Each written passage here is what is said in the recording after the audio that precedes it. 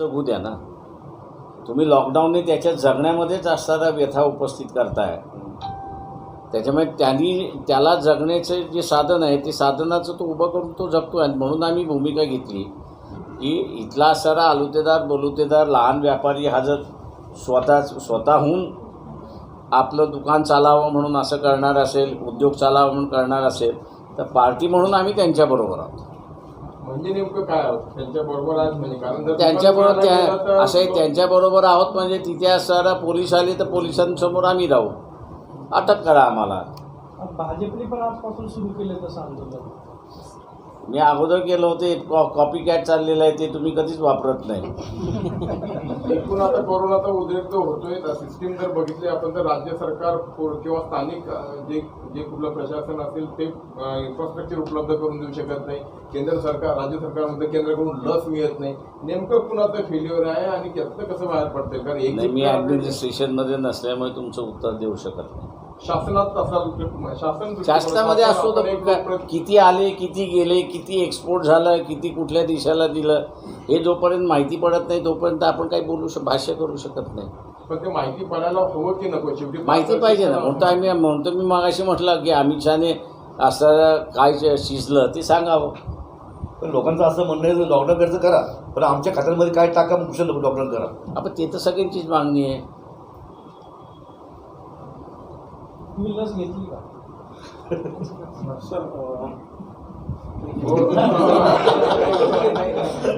जोपर्यंत हे जे क्लॉटिंगचे रिपोर्ट येणं थांबत नाही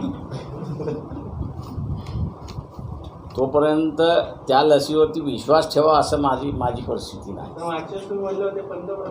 हो, त्यांनी घेतली पाहिजे ना. काय क्लॉटिंग त्यांच्यामध्ये होते की नव्हते मला बघायचं. पाणी घेतली की लस घेतली त्यांनी लस घेतली असं मी त्या ठिकाणी मान्य करतो. पण ह्या लसीचं सुद्धा सरकार ज्या पद्धतीने प्रचार केला पाहिजे आणि माहिती दिली पाहिजे ती नाही. अँटीबॉडीज ताबडतोब डेव्हलप होत नाही. तर ते अँटीबॉडीज डेव्हलप करायला 2-2.5 महिने लागतात. फक्त एवढंच आहे की त्या कालावधीमध्ये तुम्हाला कोरोना झाला तर त्याची इंटेन्सिटी कमी होते एवढंच आहे. पण हे 6 महिन्याच्या वरती चालत नाही. पुढच्या वर्षी पुन्हाच तुम्हाला असणारं त्या ठिकाणी हे घ्यावं लागतं आहे. तेव्हा प्रॉपर रिसर्च करून आलेला आहे असं मी त्या ठिकाणी मानत नाही. आणि म्हणून जगभर आपण बघत असाल तर ही लस फक्त स्पेशल रिक्वायरमेंटच्या केसमध्ये इमर्जन्सीमध्ये वापरावी असं प्रत्येक गव्हर्नमेंटनी त्यांच्या इन्स्ट्रक्शन दिलं आहे. पण आपल्या इथे मुख्यमंत्री जे आहेत की आता आम्ही सगळ्यांनाच देतो असं असताना जबरदस्ती करतायत अशी परिस्थिती. सर, भारत में बहुत सारी समस्या. परीक्षा झाल्या पाहिजेत, सगळ्यात झाल्या पाहिजेत. त्याचा टाइमटेबल दिल्यानंतर तो बदलता कामा नये हे आपण लक्षात ठेवू. तर कोरोना जे आहे संसर्गजन्य रोग आहे तर झोपडपट्टीमध्ये सगळ्यात जास्त लोक राहतात तर त्या ठिकाणी कोरोना होत नाही. परंतु हायफाय सोसायटीमध्ये होत आहेत. मंत्र्याच्या घराला कोरोना घुसलेला आहे. तर ह्याच्या पाठीमध्ये काय षडयंत्र आहे? कॉमेंट्स. तुम्ही म्हटलं की केंद्राने या आकडेवारीवरती संशय व्यक्त केला आहे कोरोनाच्या रुग्णांसाठी. कोणी संशय केला थोडं जर आधी आजच्या वर्तमानपत्रामध्ये बघा तुम्ही छापलेलं आहे. तुमच्याकडे काही वेगळी माहिती आहे? ते माझ्याकडची वेगळी माहिती कशाला? अधिकृत माहिती ती सेंटर्स आहेत तीच जर म्हणत असतील तर आपण कशाला त्याच्यावरती भाष्य करा. लॉकडाऊनच्या संदर्भात मुख्यमंत्री तुमची काही चर्चा केली होती किंवा काय बोलणं झालं होतं का तुमचं? जे माझं काहीच बोलणं झालेलं नाही. त्यांनी फक्त असं म्हटलं की आम्ही राजकीय पक्षांना कन्सल्ट केलं आहे पण वंचित बहुजन आघाडीला कन्सल्ट केलेलं नाही एवढं मी सांगू शकतो. आतापर्यंत एकदा पण विचारणं झालं नाही. एकदाही झालेलं नाही. आता काय मुख्यमंत्र्यांना आवाहन करायला की निर्णय मागे घ्यावा अन्यथा आम्ही तर म्हटलं ना मागे घ्यावं ते ताबडतोब निर्णय. जर नाही घेतला तर मग पुढची भूमिका ते आम्ही लोकांनी जर सुरुवात केला तर आम्ही लोकांबरोबर राहणार. पोलिसांनी केस करायच्या जेवढ्या कराव्या आम्हाला काही त्याची चिंता नाही. घरी राहण्यापेक्षा जेलमध्ये राहू त्याच्यात दुसरं काय. तुम्ही मागं भाकीत व्यक्त केलं होतं की साधारणतः जानेवारी 2021 सरकार पडेल असं मी कधीच भाकीत करत नसतो कोणाचं काही. तुम्ही मागं म्हणत होता नाही मी काहीच म्हणालो नव्हतो. जानेवारीचं त्या ज्योतिषाच्या भूमिकेमध्ये कधीच येत नाही. पण आता वाटतंय का तुम्हाला की ज्या पद्धतीने आता 2 मंत्र्यांचा राजीनामा घेण्यात आला, राठोड आणि देशमुख, आणखीन एक विकेट पडेल असं भाजपचे लोक म्हणतात, तर त्याचा काही सरकारच्या स्थिरतेवरती परिणाम होईल असं वाटतं का? तुम्हाला असं वाटतं का सत्ता मिळाली की लोक सोडतात? पण समीकरण काय असं? हां, मला नाही वाटत. असे कुठलंही सरकार, मी असं म्हणतो, कितीही करप्ट झालं, कितीही चार्जेस झाले, कितीही सोयी झालं, तर ते स्वतःहून कधी निर्णय घेत नाही.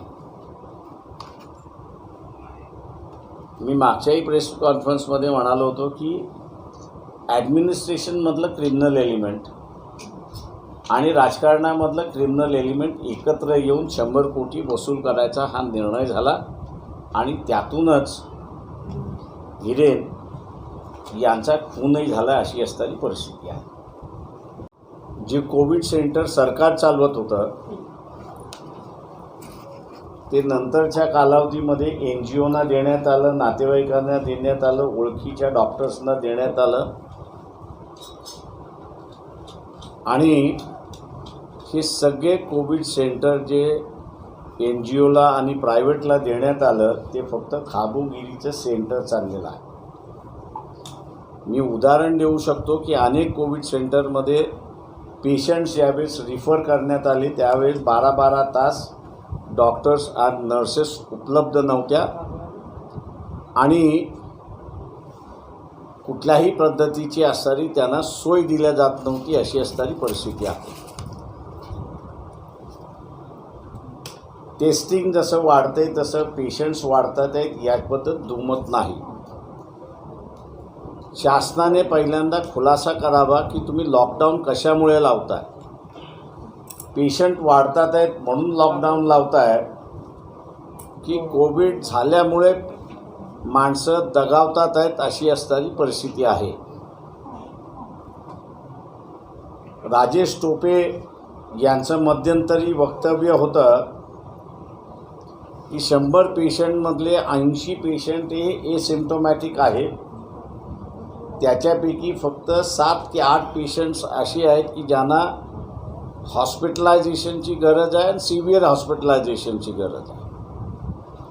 मुख्यमंत्र्यांना मानायचं की राजेश टोपे जे हेल्थ मिनिस्टर आहेत त्यांना मानायचा हा मोठा प्रश्न उपस्थित राहिला. इथे एकंदर दिसतंय की प्रत्येक पक्ष आपला अजेंडा राबवतो आहे, ते सरकार चालवतात आहेत असं काही त्या ठिकाणी दिसत नाही. मुख्यमंत्र्यांनी असं म्हटलं की चेन ब्रेक करण्यासाठी आम्ही लॉकडाऊन करतो आहोत, पण तिथेही दुजाभाव दिसतोय अशी परिस्थिती आहे. काही दुकानं चालू आणि काही दुकानं बंद अशी असणारी परिस्थिती त्या ठिकाणी केलेली आहे. आणि हा भेदभाव का असं विचारलं तर सांगतात की गर्दी होऊ नये. राशनिंगच्या दुकानामध्ये गर्दी होत नाही का? भाजीपाला मंडईमध्ये गर्दी होत नाही का? तर ती गर्दी तिथे होतेच आहे. त्याच्यामुळे चेन ब्रेक करण्याचा प्रश्न उपस्थित कुठे झाला आहे? आम्ही असणारा हे मानतोय की कोविड आहे याच्याबद्दल दुमत नाही, पण जी इंटेन्सिटी मागच्या वर्षी होती ती इंटेन्सिटी यावर्षी नाही. मॅनेजमेंट व्यवस्थित केलं तर लॉकडाऊन करण्याची अजिबात गरज नाही.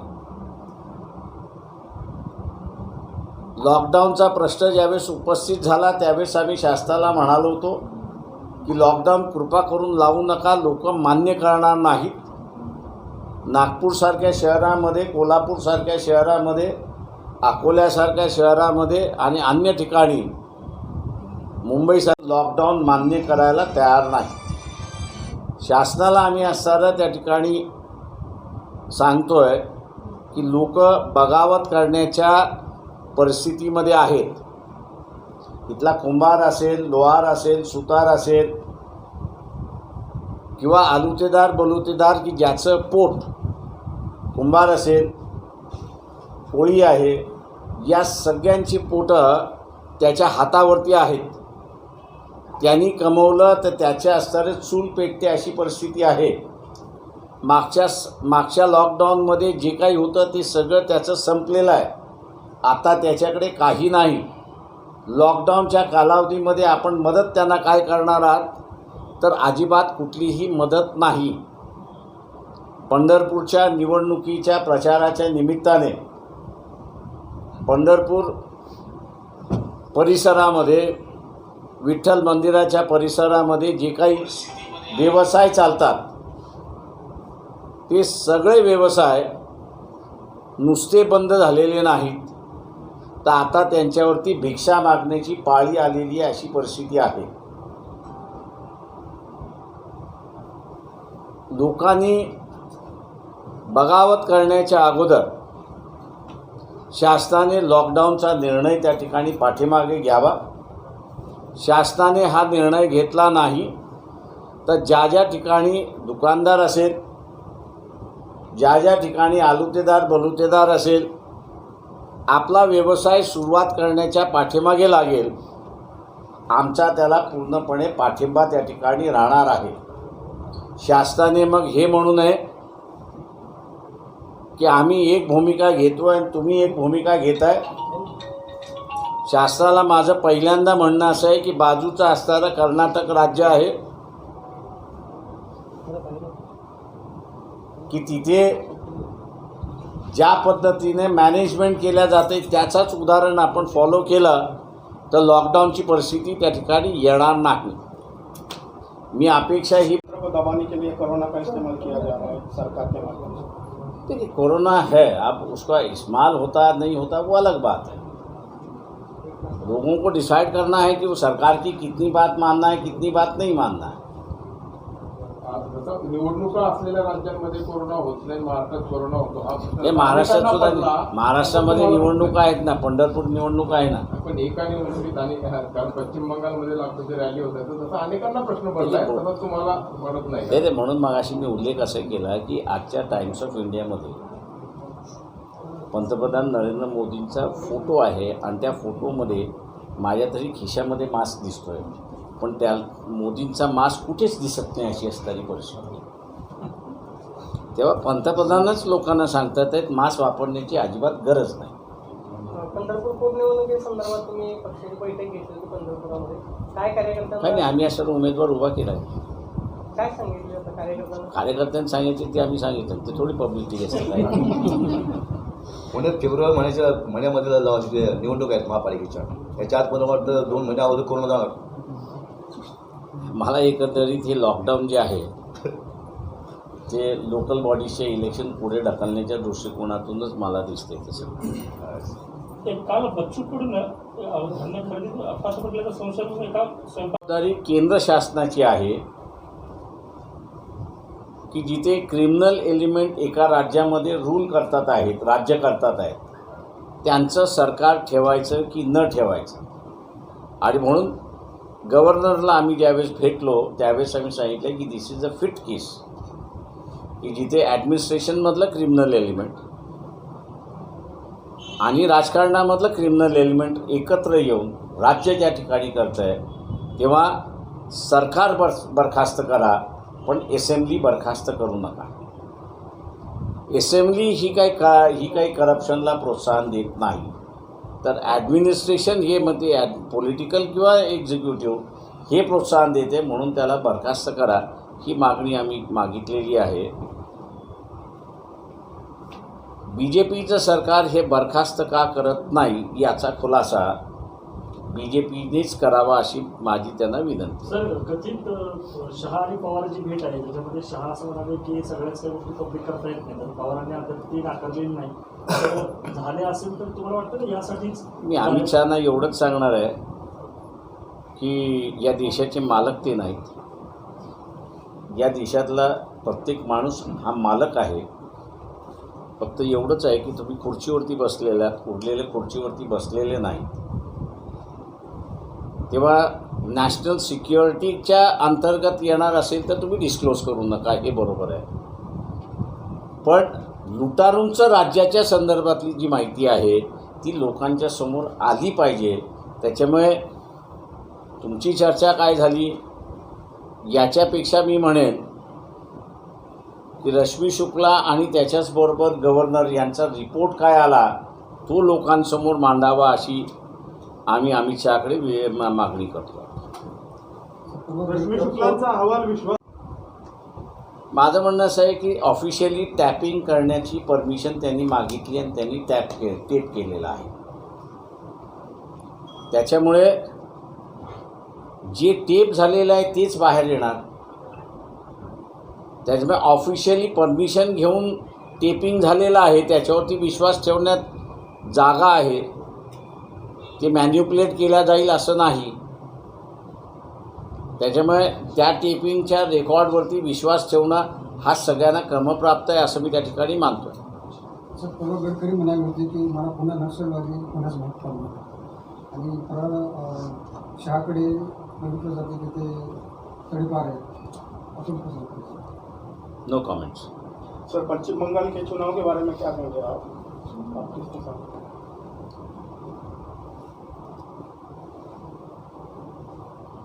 ओपिनियन पोल अभी जो है वो मेरे ख्याल से क्लियर नहीं है. अगली फेज़ जब होगी तब मुझे 17 की जो फेज़ होगी उसके बाद ही पता चलेगा कि किसकी सरकार होगी किसकी सरकार होगी. हमारी पार्टी की क्या भूमिका है पश्चिम बंगाल के चुनाव के बारे में? लेकिन हम लोग ने कोई भूमिका नहीं. सर दुसरा असं प्रश्न आहे की आज सध्या महागाई वाढलेली आहे, इंधन दर वाढलेले आहे, घरामध्ये गोष्टीचं वाढलेली आहे, महागाई वाढलेली आहे, सगळं सामान्याचं कबड्ड बोललेलं आहे. पण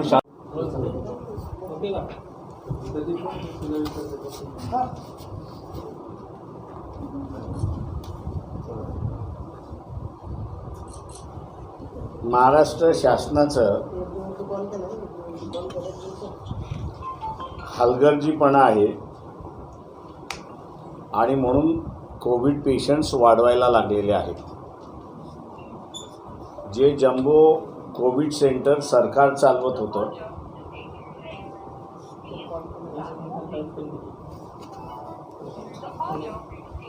कोणाचं चाललंय राज्य?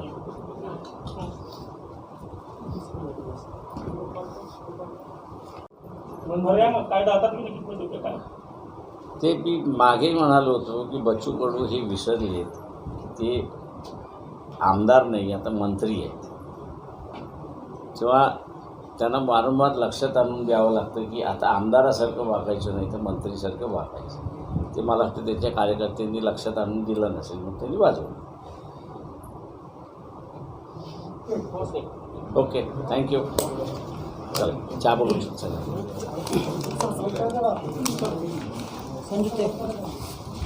सँडविच आणि चहाचं